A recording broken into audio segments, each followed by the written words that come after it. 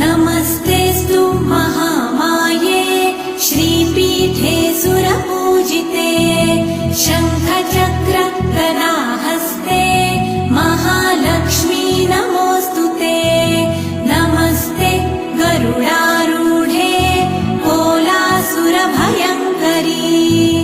सर्वपाप हरे देवी महालक्ष्मी नमोऽस्तुते। महादेव्यै च विद्महे विष्णुपत्न्यै च धीमहि तन्नो लक्ष्मी प्रचोदयात्।